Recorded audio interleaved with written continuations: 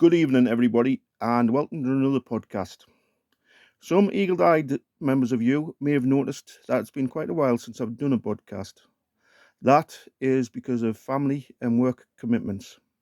My apologies for that, but I hope in the next 30 days to do 30 days of podcasts. Today, I am going to try and get two podcasts up to make for yesterday. I know at the beginning of the year I said I was going to try and get one podcast a day for the next year. Sadly, that has not happened, but next year I hope to be able to do that. One podcast a day of a ghost story or something paranormal to whet your appetites. Anyway, on to tonight's tale. Tonight's tale starts in a little village outside of Chesley Street called Lumley.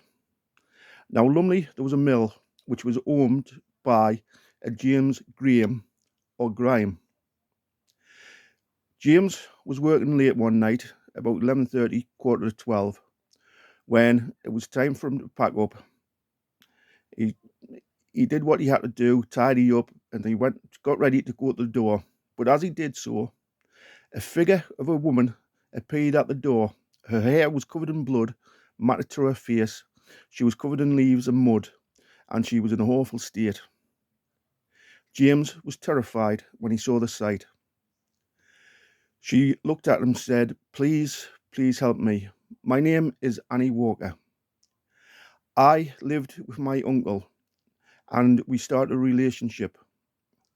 I fell pregnant to him and he said to me that he would send me away to work in a big manor house outside of County Durham where he wasn't known. His friend would take me there and he would join me later when everything of his business and that was set up. And he said he would join us, me, and we would set up home together and live as a family in a place where nobody knew him. He said that a friend of his, a Mark Sharp, would take me to my new life.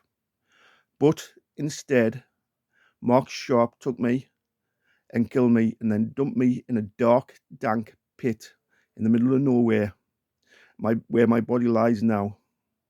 My uncle, William Walker, and Mark Sharp plotted for my demise. Please help me to bring my killers to justice, and so I can rest in peace." James Graham, terrified, agreed to this, and he went home. But once he got home and started thinking about it, he started thinking, he'd been working too hard. It's been a busy few months, and he needed to rest. So for the next couple of weeks, before it got to dusk, he would pack up the shop and head home. Then, as things happened, work started to build up, and once again, he had to work late to catch up on the work which he hadn't been able to do. Again, at 11:30, quarter to 12, as he was about to pack up and head to the door for going home, the figure of Annie Walker once again appeared to him. This time, her hair, the blood was not wet, it had dried and matted to her head.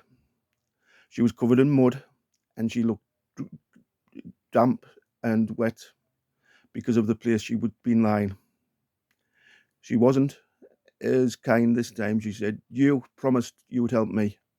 My two killers wander free, and my body lies in a dark, dank pit where I rot to this day.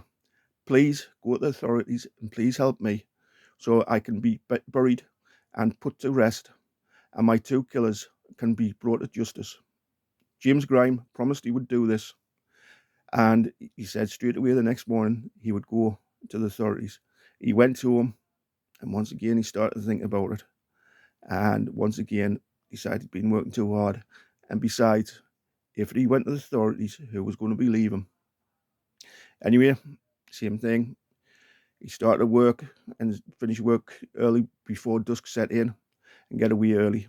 Work started to build up again, and he had to go and work late again one night. As he was about to shut up shop, and go home. Once again, the figure of Anne Walker appeared towards him. Her hair was totally matted to her head. You could see that the body was starting to decay. She screamed at him, "You let me rot in this pit. I lie there, still there now. I give you a chance to go to the authorities to help me, but you have done nothing. If you do not go to the authorities, I will haunt you forevermore, and you will never rest." James, very terrified, said to her he promised he would go the next year to the authorities and tell them where her body lay.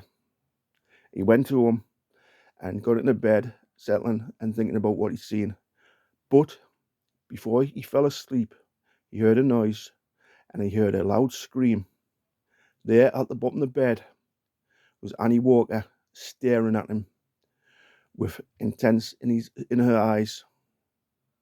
"You will go to the authorities tomorrow, because if you don't, your family and yourself will never sleep again in this house or anywhere you go.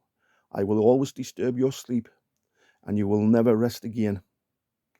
James looked at her and said, "Please, I will go to the authority, but they may not believe me, and they may think I'm the killer." At this point, Annie Walker said, "Mark Sharp, the person who killed me, when he killed me, he took off his shirt, his shoes, and the bloody knife and wrapped them up and hid them in a hole in the bank side. I will take you to where the hole is and show you." So James got up, and the ghost of Annie Walker led him to the bank side, where he found the shirt, the shoes, and the knife. The next year, true to his word, sadly, after 3 times asking, James Graham went to the authorities, told him the story, and then took them to the bankside where the clothes were hidden.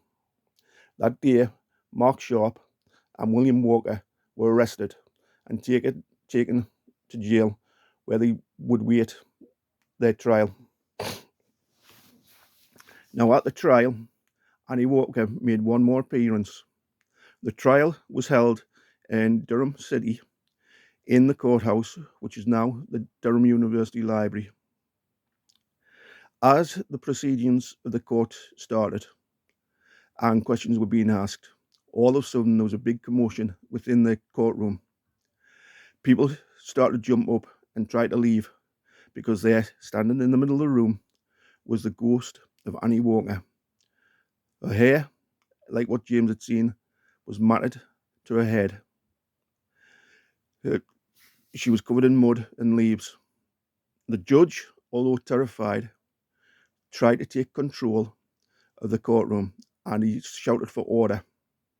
Once order had came to the courtroom, the judge asked the ghost, which stood in front of him, "Are you Annie Walker?" She nodded her head. "Have you got a right to be in this courtroom?" Again, the ghost nodded her head. Finally, he asked, "Are the person or persons who involved your murder in this room today?" Annie once again nodded her head, and then raised her hand and pointed first at her uncle, William Walker, and then at her killer, Mark Sharp. Without hesitation, the judge said, "I will have to convict you both, because the evidence standing in front of me of the ghost of your victim is a very strong case, and I cannot go against that. You will be taken from this place, where you will be hung." This was the last time that Annie Walker was seen, but it was the first time in history of a case of a ghost appearing at its own murder trial. Sleep easy.